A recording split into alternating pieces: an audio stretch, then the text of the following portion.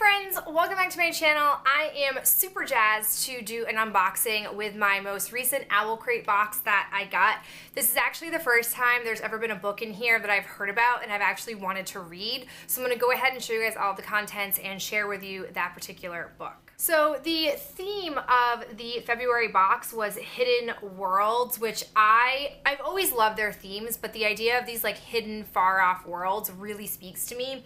They actually released the March theme as well, which is going to be Across the Galaxy, and I freaking love space books. I'm really hoping they include a space book in there that I have yet to read because I just have been going through like a space book craze. I blame Andy Weir. He is a really good space author. He wrote Artemis, which I read this fall, and he wrote The Martian, which was also a great movie. Highly recommend either one of those.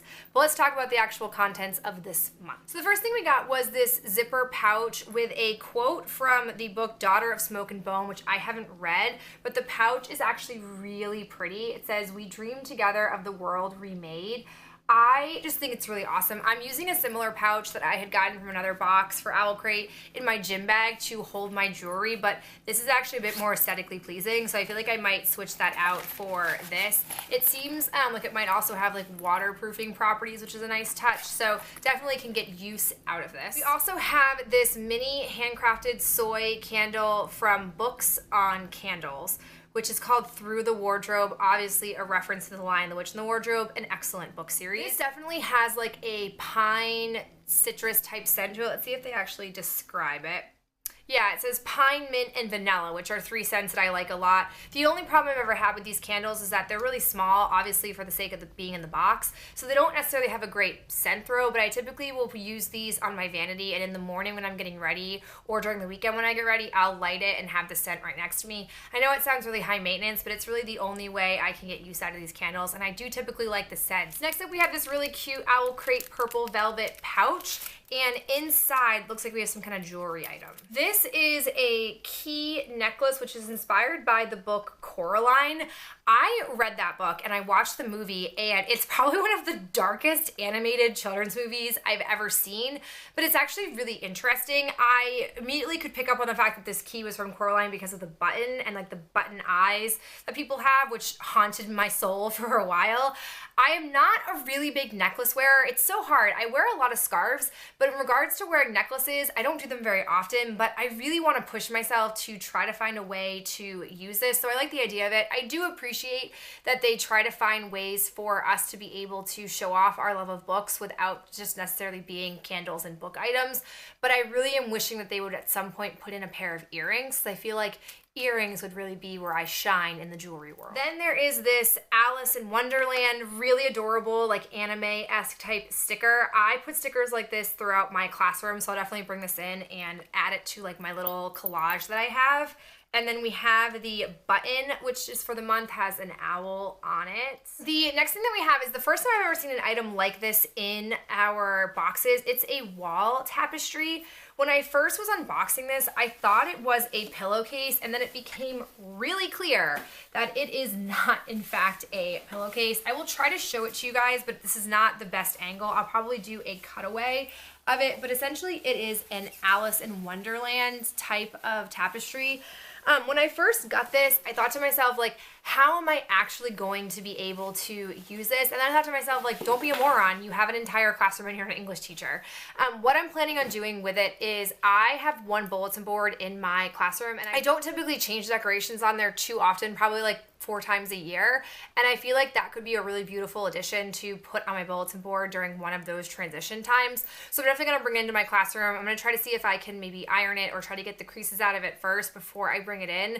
But when you see in the cutaway, it is really, really pretty, and I don't think if I didn't have a classroom, I would appreciate this as much because I don't hang up wall tapestries. It's to me more of like a college personal bedroom, not someone who's almost in their 30s type of thing to have, but I think it's really awesome and I do have a use for it, which is exciting. Okay, so now we come to the book, which for us is the Hazel Wood by Melissa Albert. We have a really beautiful green copy. I'm pretty sure the version that's out in stores is black, but let me tell you, the green makes this thing pop in so many ways. I love the foil on it. I'm not normally someone who obsesses over covers, but Even with the black, the foiling always pulled me in.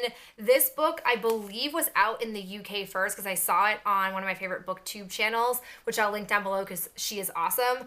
And I had added it to my list on Amazon, but it hadn't yet come in yet. So when I saw this in the box, I was like, wait a second. I feel like I know this book. Like, I was like really caught off guard, and I was happy to see that it's a book I really wanted to read. We also got really cute foily type stickers, which are similar to the cover, which I will probably like put inside my book. We also obviously got the signature card as well. Okay, so I'll start by reading the author's note that we got. It says, "Dear OwlCrate reader, I've always known books are magic. I was an obsessive, undiscerning reader from an early age, absorbing anything I could get my hands on. Choose your own adventure novels, series about babysitters and party planners and sleuths, books about ghosts and fairies and magic shops. It was that last kind of book that changed my life. They made me sure there was real magic in the world. I wished for it on coins and feathers and red leaves.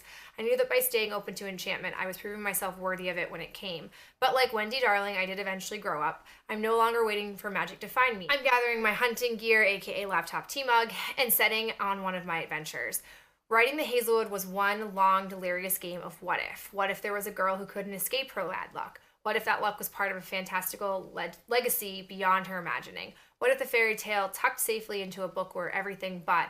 And what if they found a door to our own world and raised hell? I'll never fully let go of my belief in magic. I'll keep seeking it out in books and chasing it down when I write, remembering the feeling of knowing it was only a matter of time before a door opened and magic let me in." So let's talk about the actual premise of the book. It says 17-year-old Alice Prosperine and her mother have spent most of Alice's life on the road, always a step ahead of the uncanny bad luck biting at their heels. But when Alice's grandmother, the reclusive author of a book of pitch dark fairy tales, dies alone on her estate, the Hazel Wood, Alice learns how bad her luck can really get. Her mother is stolen away by a figure who claims to come from the cruel supernatural world where her grandmother's stories are set. Alice's only lead is the message her mother left behind: stay away from the Hazel Wood.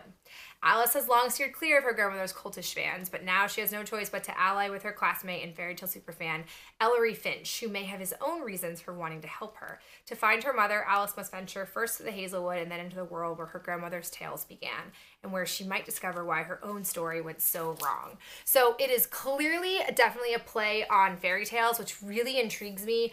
And seeing all of the symbols, a lot of them to me are like your classic almost Snow White type symbols on the cover here, mixed with like your clear like modern elements. So it's very like Once Upon a Time-esque genre for me, and I'm super intrigued to read it. It's definitely going to move to the top of my reading list, even though I'm kind of backlogged on my OwlCrate reads. I'm looking forward to this one in particular, so I probably will share with you guys my thoughts on it once I finish. But that is it for this particular book month. I'm so in love with OwlCrate. I know it's not the most popular video I bring onto my channel, but I think that being well read and being exposed to books like the ones in OwlCrate is such an important just life thing that you should do to escape all of the harsh realities of the world that we live in, and these books provide a way for that. So that is it for me. I'll talk to you guys in my next video real soon. Bye.